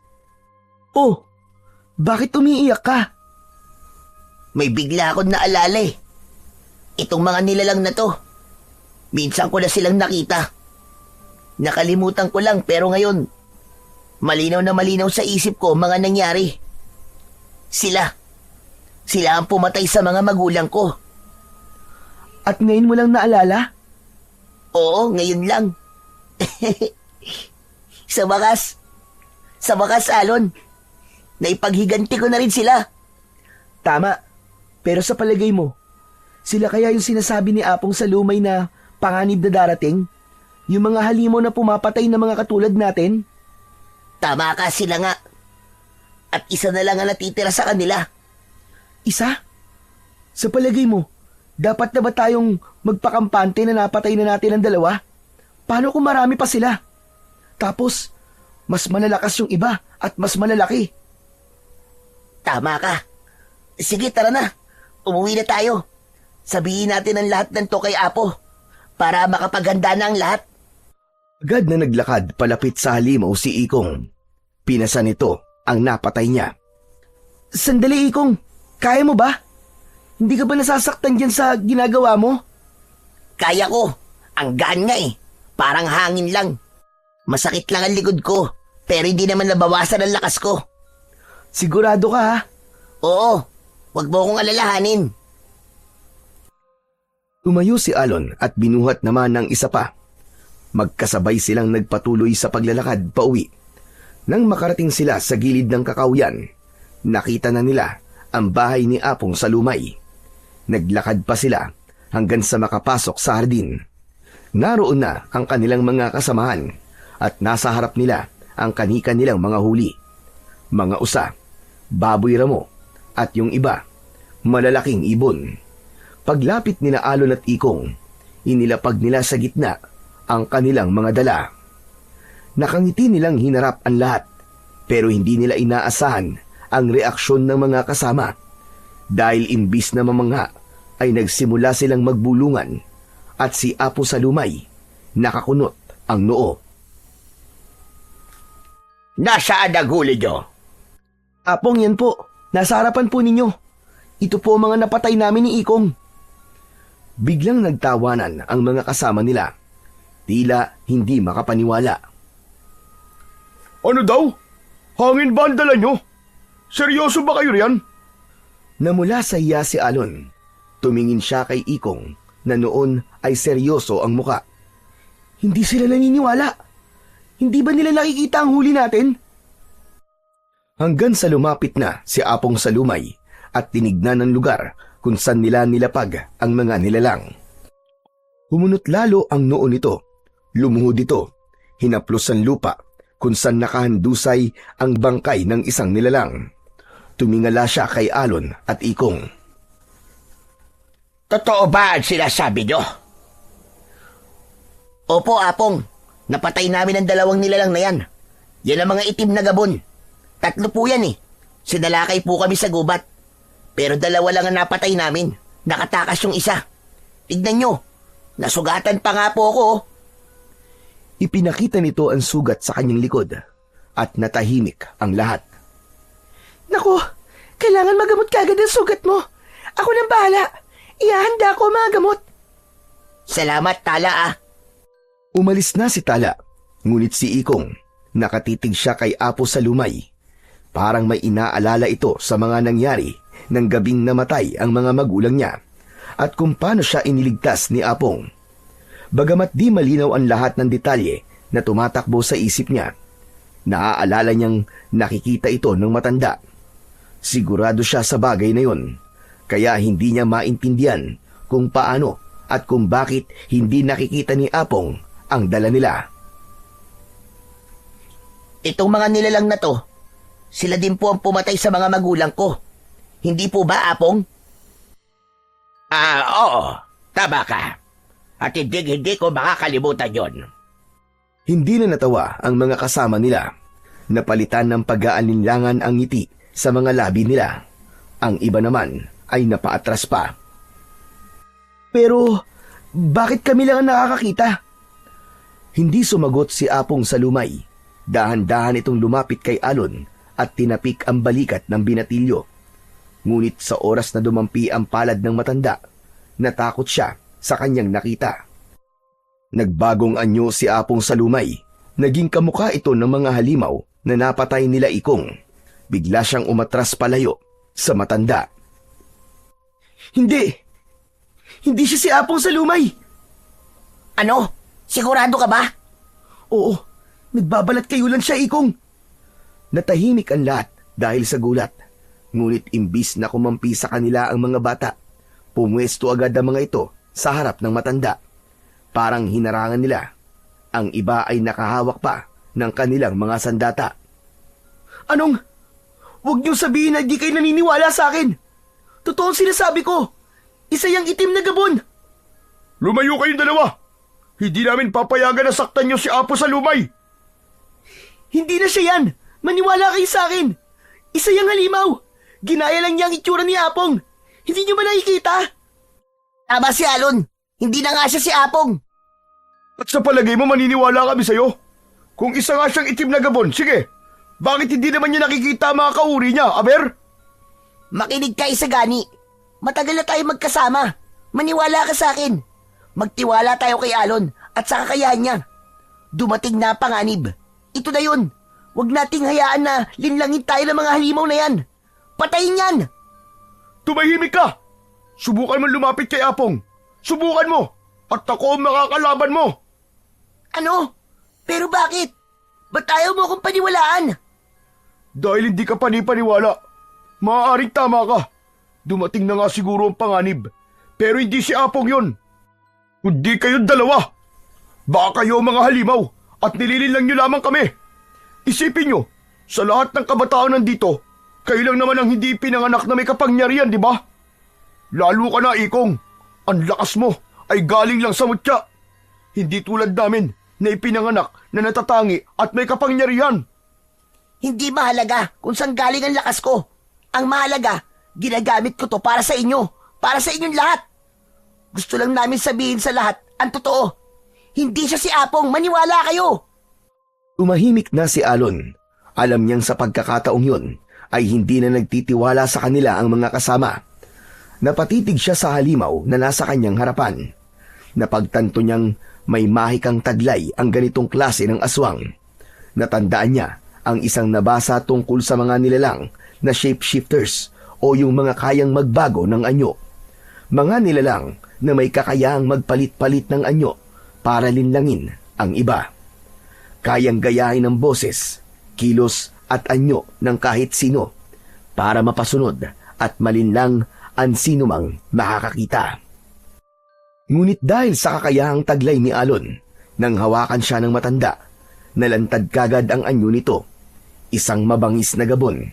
Alam niyang nilinlang nito ang iba. Sa mata ng kanyang mga kasama, lalo na kay Isagani, si Apong Salumay pa rin ang nakikita nila, ang matandang pinaniniwalaan at pinakikinggan nila. Wala ni isa ang nakakakita ng katotohanan, maliban sa kanya at kay Ikong na nakita ang tunay nitong anyo matapos niyang hawakan. Tahimik na tumindig si Alon. Hinarap nito ang halimaw. Tumalon siya at sinugod ang gabon. Walang nakakilos kagad dahil sa gulat. Tumalsik ang dalawa sa gilid ng bakuran. Wag! Tigilan mo yan! Sumugod ang ilang kabataan para pigilan si Alon. Ngunit hinarang sila ni Ikong. Makinig kayo! Huwag kayong padalos-dalos! Pero hindi nagtagal. Lumapit si Isagani at humarang sa pagitan ni Ikong at ng mga kabataan. Tumayo ito at hinawakan si Ikong sa kamay. Saka nito ginamit ang kanyang kapangyarihan. Pinatigas nito ang kanyang katawan tulad sa isang bato. Wala kang karapatang pigilan sila, Ikong! Agad namang lumapit ang mga kasama nilang bata kay Alon. Tama na yan mga kasama, ano ba kayo? Hayaan yung patay ni Alon ang halimaw na yan! Pero hindi nakinig ang mga bata. Sumugod sila at nagsimula na ang gulo. Habang pinagtutulungan ng ibang bata si Alon, hindi siya makalaban dahil ayaw naman niyang saktan ang mga kasamahan nila. Aksidente niyang nahawakan ng maigpit ang kamay ni Leo, isa sa mga batang kasamahan niya. Sa sandaling yun, umilaw ang mga mata ni Alon at doon na nakita ni Leo ang tunay na anyo ng ipinagtatanggol nilang si Apo sa Lumay. Hindi ito ang matanda. Sa harap niya ay may isang nilalang na may maitim na balat, walang mga mata at may malaking bibig na puno ng matutulis na ngipin na akala mo ay mga kutsilyong matatalas. Laking gulat niya nang makita ang totoo. Magsasalita na sana siya. Patutunayan na niya ang sinabi ni Alon at Ikong, ngunit bago pa siya makapagsalita, biglang lumundag ito at hinablot si Leo. Niyakap niya ang binatilyo ng mahigpit. Hindi! Bitiwan mo siya! Hayop ka! Ngunit huli na ang lahat. Kitang-kita niyang hinigop ng halimaw ang enerhiya ni Leo. Unti-unting nanghina ang binatilyo at sa ilang segundo lang, ang kanyang balat ay namutla. Nang matapos sigupin ang lahat ng lakas, pati na ang kaluluwa nito, walang pakundangan na inihagis ito ng halimaw. Bumagsak ang tuyot na katawan niya sa lupa at wala nang buhay. Hindi maaari! Ano? Naniwala ka na? Bitiwan mo na ako ngayon din sa gani, bago pa tayo maubos dito! At doon na nga inilantad ng halimaw sa lahat ang kanyang tunay na anyo. Nakikita na siya ng mga bata. Nagwawala ito. Muling ngumanga at inilabas ang malagkit nitong mga dila na tila naghahanap pa ng susunod na magiging biktima. Hindi totoo to. Anong klaseng nilalang yan? Yan ang sinasabi namin. Hindi yan si Apong. At kung di mo ako bibitiwan, kung di tayo kikilos ngayon, lahat tayo magiging biktima niyan.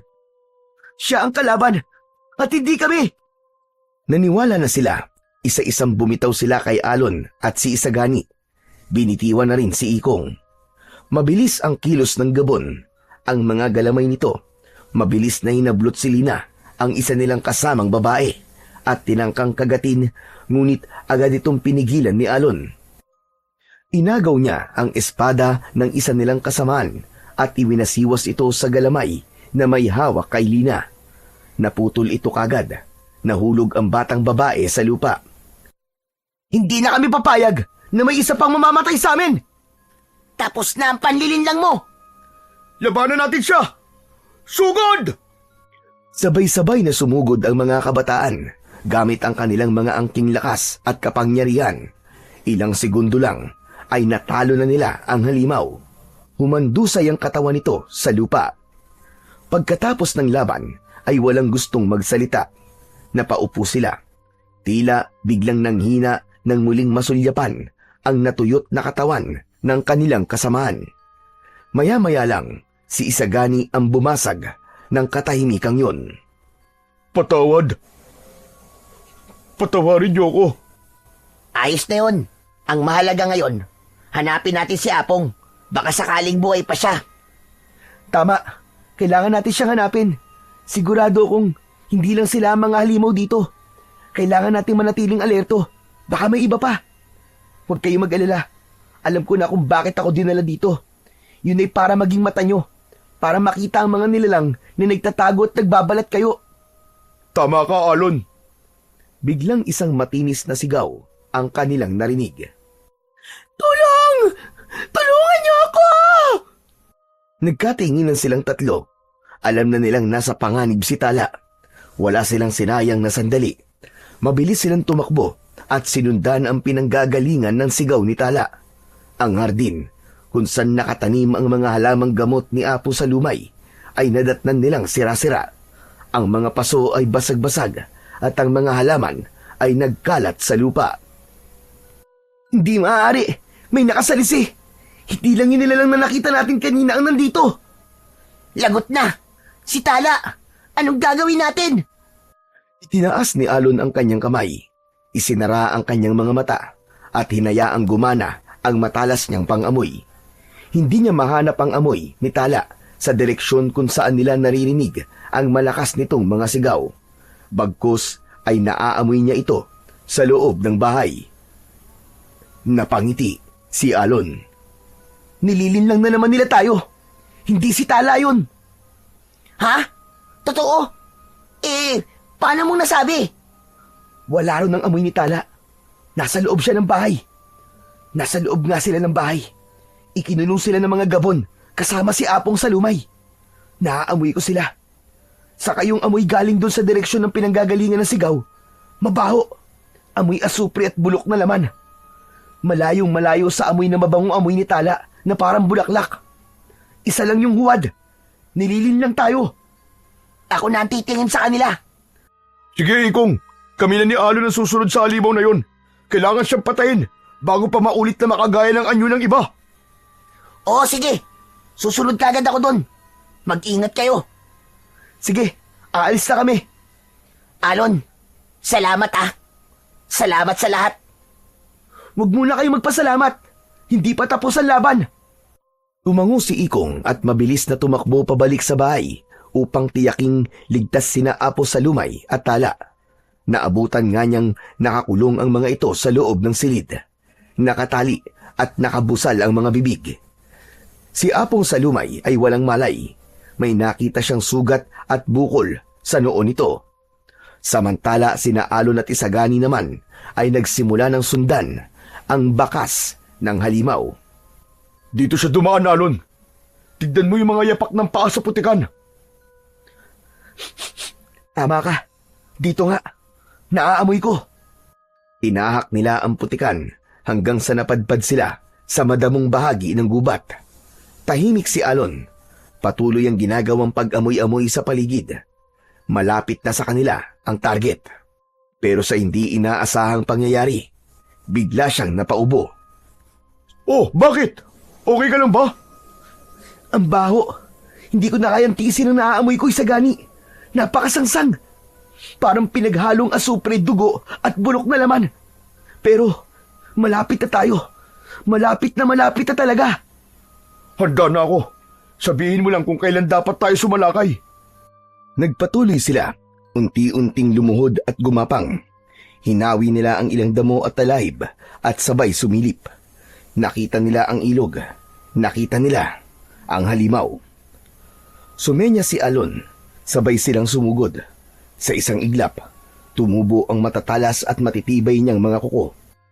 Agad niyang nalapitan ang gabon at nasugatan ito sa tagiliran. Nagsisisigaw ito sa labis na sakit. Tama ng pagpapanggap, hayop ka! Hindi ikaw si Tala!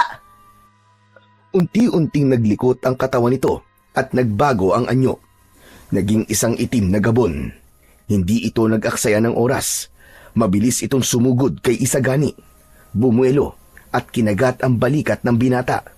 Pero imbis na masaktan si Isagani, isang malakas na tunog ng pagkabasag ang narinig nila.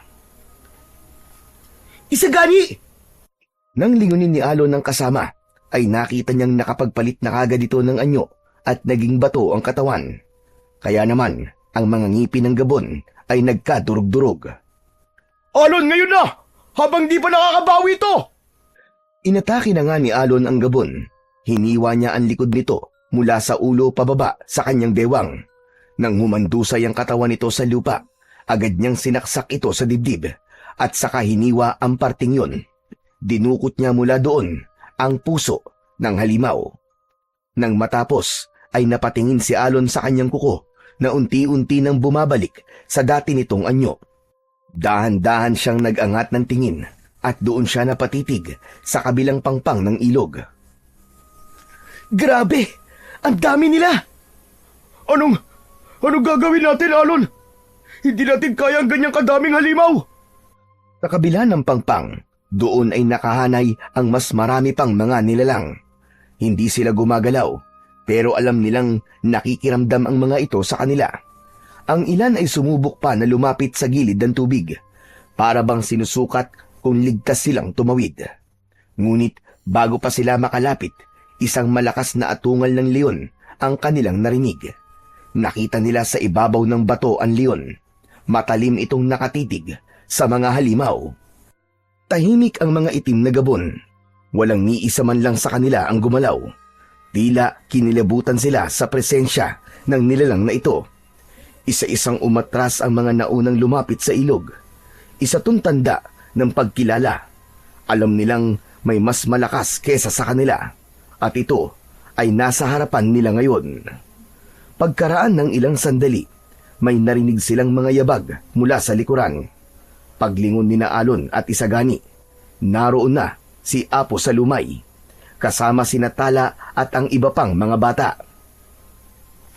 Sinasabi ko na nga ba? Bukas na ang lumang daan. Ang portal na matagal lang isinara. Diyan dumaan ang mga naunang Gabon. Ginamit nila ang portal para makatawid, para sirain ang balanse ng dalawang mundo. Umingin siya kay Alon. Seryoso ang kanyang muka. May isa ka pang misyon, Alon. Halika, lumapit tayo sa ilog. Kailangan isara ang portal habang hindi pa sila nakakapasok, habang may pagkakataon pa. Tumango si Alon. Lumapit sila sa gilid ng ilog. Hinawakan ni Apong Salumay ang kanyang palad at inilabas ng matanda ang kanyang punyal. Teka, ano pong gagawin nyo? Ang portal ay hindi basta-basta maisasara. Gamit lang ang orasyon. Kailangan may dugo ng pinili. At ikaw yon, Alon. Ikaw ang pinili. Walang pag-aalinlangan na inunat ni Alon ang kanyang kamay. Mabilis na sinugatan ni Apong Salumay ang palad ng binatilyo gamit ang maliit na kutsilyo. Nang sandaling tumulo ang dugo niya sa tubig, unti-unting lumitaw ang isang tulay. Yun ang sinasabing portal ni Apong Salumay. Ang daan, ang lagusan para makatawid ang anumang nilalang na mula sa ibang daigdig, papunta sa mundo ng mga tao. Alon, ngayon na ang tamang panahon para maisara ang lagusan. Ipikit mo yung mga mata. Sundan mo lang ang mga salitang ituturo ko. Sige po, handa na po ako, Apong Salumay. Dinasal ni Apong Salumay ang isang orasyon. Sinundan naman ito ni Alon. Lumiwanag ang tulay. Ang mga halimaw na nasa tabi ng ilog ay sumigaw habang natutunaw sa liwanag. Napaatras ang iba pa. Pilit na iniiwasan ang nakakasunog na kapangyarihan. Unti-unting naglaho ang tulay. Muling umatungal ang leon. Ang mga masasamang itim na gabon. Unti-unting umatras. Tumakas sila at nagpakalayo-layo. Tapos na. Panalo tayo. Wala nang panganib. Salamat. Salamat sa'yo, Alon. Ang galing-galing mo. Dahil sa'yo, ligtas na kami. Pero, ngayong wala na ang portal, paano pa ako makakabalik sa amin? Hindi mo kailangan ng portal na yon. Hindi ka naman elemental o engkanto. Hindi ka rin naman isang masamang Gabon. Isa kang tao na galing sa ibang panahon. Ibang portal ang dadaanan mo. Bakit, iho? Gusto mo na bang umuwi? Sandali lang po, Apong Salumay. Anong ibig niyo sabihin sa sinabi niyo pong ibang panahon? O sige, sasabihin ko na sa iyo ang totoo. Ang mundong ito ay ang nakaraan. Ilang dekada ang agwat nito sa taong iyong pinanggalingan. Kami ang nakaraan at ikaw naman ang hinaharap. Ha? Totoo po ba sinasabi niyo? Paano niyo nalaman ng lahat ng to? Yun ang kakayahan ko, Alon. Marami akong alam. Marami. Ngumiti si Apong Salumay sa kanya. Hindi ka pa man isinisila, Alon. Nakaguhit na ang tadhana mo. Alam ko na may darating dito galing sa hinaharap para maging mata at para maging sandata. Kung hindi mo nagampanan ang papel mo, maiiba ang hinaharap. Yun pala ang sinasabi niyo po, na kailangan may dapat ayusin. Dahil kapag nagulo ang mundong to, magugulo din po ang mundo ko. Ngayon naiintindihan ko na po. Pero may isang hindi pa po malinaw sa akin eh. Ano ba yun, iho? Bakit po ako? Bakit po ako ang pinili? Tadhana, Alon. Tadhana. Kaya ka nandito. Wala tayong karapatang questionin kung saan tayo dadalhin ito. Hindi ko alam kung paanong eksaktong nangyari, pero malinaw ang dahilan kung bakit ka nandito ngayon. Yun ay ang para tumulong. At ngayong nagampanan mo na ang misyon mo. Tanong ko lang sa iyo, Alon. Hinawakan ni Apong Salumay ang braso ni Alon at tumingin ng seryoso sa kanyang muka. Handa ka na bang umuwi? Napatingin si Alon sa kanyang mga kasamahan. Nakangiti ang mga ito sa kanya, pero may lungkot sa kanilang mga mata. Opo, uuwi na po ako. Paalam na po sa inyo. Lumapit si Alon sa kanila. Tinignan niya ang bawat isa. Niyakap niya si Tala ng mahigpit. Tala, maraming salamat sa lahat ha. Mag-iingat ka palagi. Sumunod na niyakap niya si Isagani. Napilit na pinipigil ang luha. Salamat, Alon. Hindi kita makakalimutan. At sa huli si Ikong. Maigpit silang nagkamay at nagyakap. Aray, aray, aray! Nasagi mo yung sugat ko eh. Ang sakit naman. Pasensya na, hindi ko sinasadya, Ikong. Ayos na. Alam ko naman yun eh. Pero masaya ako na nakilala kita. Sana muling magtagpo ang mga landas natin. Sana makita ka namin ulit sa hinaharap, Alon. Posible ba yun, Ikong? Oo naman. Diba, ang sabi ni Apong, ilang dekada lang. Ibig sabihin, posibleng buhay pa kami sa panahon mo. Talaga? Wow, kung gano'n hahanapin ko kayo. Sana nga magkita-kita tayo ulit. O siya, tama na yan. Tara na, Alon. Oras na para bumalik. Tumango si Alon at dahan-dahang lumakad papalapit kay Apong Salumay. Biglang umatungal ang leon ng malakas. Parang nagpapaalam din ito sa kanya. Kinawayan niya ito at pinasalamatan. Pagkatapos nun ay sumabog ang kakaibang liwanag sa kanyang katawan. At sa unti-unting paghupa nito, wala na sa harap nilang lahat si Alon. Biglang nagmulat ng mata si Alon. Nasa kama na siya sa sariling silid. Teka, panaginip ba yun? Pagtingin niya sa kanyang palad ay meron siyang sugat. Totoo! Totoo nga nangyari yun! Hindi panaginip! Maya-maya pa, bumukas ang pinto. Pumasok ang kanyang lolo Eko. Iho, ano nangyari? Gabi pa. Ba't napakaingay mo? Lo, may napuntahan po akong lugar. Malayo po rito. Sa Ilaya po. Oo, nanggaling po ako sa Ilaya. Ano ka mo? Ilaya? Opo, nakilala ko po doon sila Tala, si Isagani, si Apong Salumay, at yung iba pang bata. Hindi mo ba naalala si Ikong? Aba, hindi ko po makakalimutan si Ikong, Lolo. Partner ko po yata yun sa pagpatay doon sa dalawang itim na gabon. Malakas po yun, Lolo. Kayang-kaya po niyang bumuhat ng mabigat na ba... Teka, paano niyo po nalaman ang tungkol kay Ikong? Humalakhak si Lolo Eko. Niyakap ng maigpit ang kanyang apo. Nang kumala sila sa isa't isa, hinubad ng matanda ang suot nitong pang-itaas na damit. Ipinakita nito ang suot niyang kwintas na may nakasabit na mutyang kulay berde at ipinakita din niya ang mahabang peklat sa likod. Lolo, ikaw si Ikong? Ako nga. Sabi ko na magkikita ulit tayo, partner. Kinabukasan, sa pagsikat pa lang ng araw, ay dinala na ni Lolo Eko si Alon sa bahay ng isang matandang babae. Ipinakilala siya rito. Si Tala. Tumanda na ito, pero ang mga mata nito ay kasing ningning pa rin noon. Naroon din si Isagani. Mag-asawa na sila. Malungkot nilang ibinalita na matagal nang patay si Apong Salumay.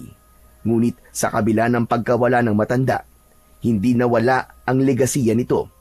Ipinagpatuloy ni na Isagani at ng iba pang mga batang inalagaan nito ang kanyang dakilang misyon. Bumuo sila ng isang grupo ng mga magigiting na antingero at albularyo. Ginamit nila ang kanilang kapangyarihan para protektahan ang bayan nila laban sa mga masasamang nilalang.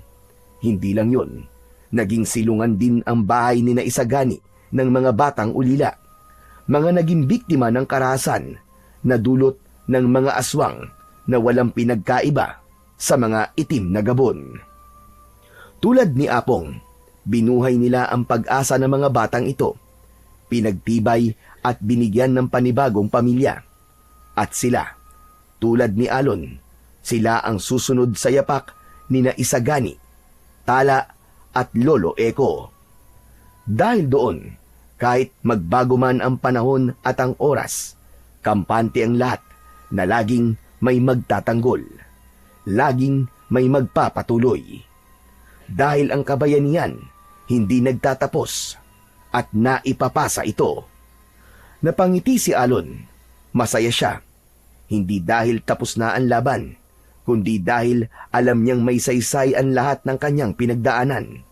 Isa-isa niyang niyakap ang kanyang mga naging kasama, sina Tala, Isagani, at ang kanyang Lolo Eko na si Ikong. Ngayon malinaw na sa kanya ang lahat. Alam na niya ang gusto niya, ang maging katulad nila, ang maging tagapangalaga ng kabutihan. Gagamitin niya ang mutyang nasa loob niya, hindi para sa sarili niya, kundi upang tuparin ang misyon niya sa tunay na mundo. At yun po mga idol, sana po ay nagustuhan niyo ang ating kwento. Ngayon naman po, ay dumako na po tayo sa inyong pinaka-nire-request at pinaka-hinihintay na shoutout portion. Ano pa pong hinihintay natin? Umpisahan na po. Shoutout po Jefferson Hagonoy. Maraming salamat po sa inyong walang sawang pagsuporta. Shoutout po Annabel Ana. Shoutout po Roslyn Bitang from Pascual, Batangas. Shoutout po LV Dipalan from Dammam, Saudi Arabia. Shoutout po Jesse Actoy from Bacolod. Shoutout po Risa Bella Rosales from Kuwait. Shoutout po at maraming salamat sa suporta Christina Historia. Nakikinig po habang gumagawa ng tsinelas from Marikina. Shoutout po Enhor Samdalgan from Kuwait. Shoutout po Rosalinda Sanchez. Jessica Rojas from Kuwait. Jenilyn Mamanda. Shoutout po Elvira Angkot from Binangonan, Rizal. Shoutout po Wilbert Biador from Taytay, Rizal. Shoutout po at maraming salamat Milenio Batubalani from Rizal. Shoutout po Bernard Manalo from UAE. Shoutout po Jonalyn Marquez. Shoutout Nova Reyes. Shoutout po Nili Fight from Payatas, Quezon City. Shoutout po at maraming salamat Arvin Bertuccio from Dubai. Hello po sa inyo dyan sa Dubai. Shoutout po October 1983 from Hong Kong. Hello po sa inyo dyan mga OFW sa Hong Kong. At shoutout po Teresita Rosete from Maribeles, Bataan.